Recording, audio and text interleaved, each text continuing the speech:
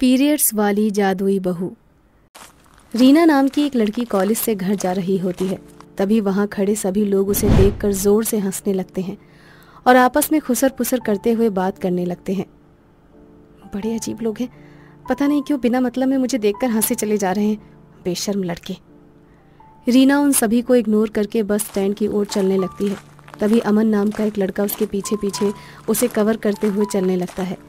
ये देखकर रीना को लगता है कि शायद वो लड़का उसका पीछा कर रहा है, जिसके बाद रीना खुद से बोलती है, हे भगवान, ये आज मेरे साथ क्या हो रहा है? पहले यहाँ सारे खड़े लड़के मुझ पर हंस रहे थे, अब ये लड़का मेरे पीछे पीछे चला आ रहा है। कहीं ये लड़का कोई गुंडा तो नहीं जो मेरा पीछा कर रहा है? अब मैं क्या करूँ? हाँ, अब मुझे अपने जादू का इस्तेमाल करना चाहिए। इतना बोलकर रीना अपने हाथ की उंगली को हिलाती है और अमन धड़ाम से नीचे गिर जाता है। परंतु जब वो रीना को पीछे से देखता है तो हिम्मत ना हार कर एक बार फिर से खड़ा हो जाता है और रीना का पीछा करते हुए बस स्टैंड पर पहुंच जाता है। जिसके बाद अमन रीना से बात करने के लिए जैसे ही बोलने जाता है, रीना एक बार फिर से अपनी उंगली घुमाती है और अमन की आवाज वहीं पर बंद कर देती है। अमन अपने गले पर हाथ रखकर काफी बार बोलने की कोशिश करता है, पर वो बोल नहीं पाता। जिसके बाद अमन अपने हाथों से रीना को पीछे की ओर इशारा करता है और रीना को लगता है कि शायद वो उसके साथ बदतमीजी कर रहा है और इसलिए रीना उसके गाल पर तमाचा जड़ देती है और उससे बोलती है, तुम तो बड़े ही बदतमीज इंसान हो, मैं कब से देख रही हूँ तुम्हें, तुम मेरा पीछा कर रहे हो, रुको मैं तुम्हें अभी सबक सिखाती हूँ। इतना बोलकर रीना पुलिस को फोन कर देती है। पुलिस तुरंत रीना के पास आ जाती है और रीना से बोलती है, तो ये है वो हैंडसम लड़का जो तुम्हें छेड़ रहा था? क्यों बे, शक्ल सूरत से तो तू अच्छे घर का लग रहा है और हरकतें छिछोरे वाली। पर सर, मैं बोल पा रहा हूँ सर, मैं तो बस इन मैडम की मदद कर रहा था और इसलिए। हाँ, देखा मैंने अपनी आंखों से तुझे मदद करते हुए। अब चल, हम तेरी मदद करेंगे थाने में। इंस्पेक्टर, आप बातों में वक्त जाया मत करिए और जल्दी से इन लड़कों को पुलिस स्टेशन लेकर जाइए। आजकल के इन मजनू को लगता है कि हम लड़कियां बहुत कमजोर हैं, इसीलिए जो चाहे हमारे साथ कर लेंगे। आज जब इसे सजा मिलेगी ना, तब इसकी अकल ठिकाने आ जाएगी। मैं माँ कसम खाकर बोल रहा हूँ मैडम, मैं यहाँ आपकी मदद करने आया हूँ और आपकी मदद ही कर रहा था। अमन बोल ही रहा होता है कि इंस्पेक्टर उसके गालों पर तमाचा मारकर उसे अपने साथ थाने ले जाते हैं।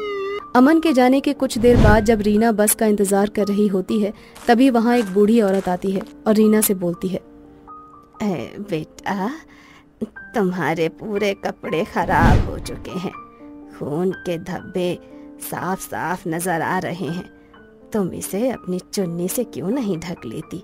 देखो, सभी लोग तुम्हें देखकर कैसे तुम्हारा मजाक बना रहे हैं।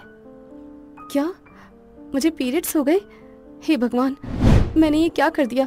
मैंने अपनी शक्तियों का गलत उपयोग करके उस लड़के को कुछ समय के लिए गूंगा बना दिया, जिस वजह से वो अब सच्चाई भी नहीं बता सकता। वो तो सच में मेरी मदद कर रहा था, मुझे जल्दी से थाने जाकर उसे छुड़ाना होगा। क्या हुआ बेटा, क्या सोचने लगी? जल्दी से इस दाग को छुपा लो, वरना ये पागल लोग इसी तरह तुम्हारा मजाक उड़ाएंगे। अम्मा, आपका बहुत बहुत शुक्रिया मेरी मदद करने के लिए, मुझे बताने के लिए, पर अभी मुझे यहाँ से जाना होगा। इतना बोलकर रीना वॉशरूम में जाती है और अपनी जादू की मदद से अपने कपड़ों को बदल लेती है और वहाँ से सीधा थाने चली जाती है और अपनी रिपोर्ट वापस ले लेती है। अब अमन थाने से छूट जाता है और उन दोनों के बीच अच्छी दोस्ती हो जाती है। देखते ही देखते उन दोनों की दोस्ती प्यार में बदल जाती है और बहुत जल्द ही रीना की शादी अमन से हो जाती है। शादी होने के बाद पहली ही रात को रीना को पीरियड्स हो जाते हैं और उसके कपड़े पर लगा खून का निशान देखकर अमन रीना से बोलता है, रीना, अपने बिस्तर पर यह खून का निशान कैसा? खून? ओ शिट, मुझे तो पीरियड्स हो गए हैं, मुझे पता भी नहीं चला। अमन, तुम मुझे बस 2 मिनट दो, मैं अभी इस खून के धब्बे को साफ करके आती हूँ। इतना बोलकर रीना अपने हाथों की उंगलियों को घुमाती है और खून के निशान उसके कपड़े और बिस्तर से साफ हो जाते हैं। ये देखकर अमन बहुत हैरान हो जाता है और रीना से बोलता है, खून के निशान कहाँ गए रीना? तुमने ये सब कुछ कैसे किया? पता नहीं अमन, पर मैं जब से पैदा हुई हूँ तब से मेरे अंदर कुछ जादुई शक्तियाँ हैं। खासकर ये शक्तियाँ मेरी तब एक्टिव होती हैं जब मुझे पीरियड्स होते हैं, बाकी दिनों में मेरी शक्तियाँ सही से काम नहीं करती। क्या तुम्हारे अंदर जादू है? पर अब हम कुछ दिन एक साथ नहीं रह सकते क्योंकि तुम्हें पीरियड्स हो रहे हैं और पीरियड्स के समय में तुम मेरे साथ नहीं रह सकती, तुम्हें इस कमरे से अलग रहना होगा। मैं अभी माँ को जाकर बताता हूँ, वो तुम्हें सारे नियम कायदे बता देंगी। अमन, तुम कैसी बातें कर रहे हो? और तुम जिस नियम कायदे की बात कर रहे हो, मैं उन नियम कायदों को बहुत अच्छे से जानती हूँ। ये सब पहले के समय में होता था और ये नियम कायदे इसीलिए बनाए गए थे ताकि लड़कियों को ऐसे समय पर आराम करने को मिले, पर लोगों ने इसका गलत फायदा उठाया और लड़कियों पर अत्याचार करने लगे। मैं सब समझ रहा हूँ, पर मेरी माँ इन सब बातों को बहुत मानती है। मैंने देखा है, जब भाभी को पीरियड्स होते हैं, भाभी घर का कोई काम नहीं करती और वो अलग एक कमरे में रहती हैं। इतना बोलकर अमन वहाँ से चला जाता है और सारी बात अपनी माँ को बता देता है, जिसके बाद अमन की माँ रीना का हाथ पकड़कर खींचते हुए उसे दूसरे कमरे में ले जाती है।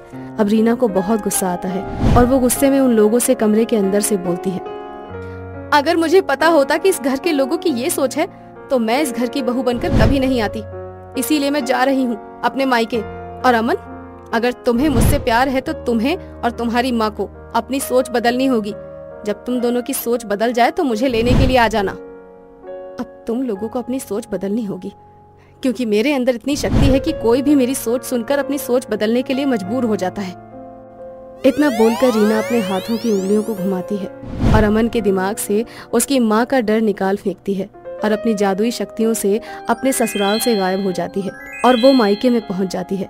तो वहीं रीना की सास और उसका पति जब रीना की ये बात सुनते हैं तो वो लोग घर का दरवाजा खोलकर उस कमरे में जाते हैं, पर रीना वहां पर नहीं होती। इसके बाद अमन को रीना को खोने का एहसास होता है और वो अपनी माँ के खिलाफ जाकर उनसे बोलता है, माँ, आप अपनी सोच बदल क्यों नहीं देती?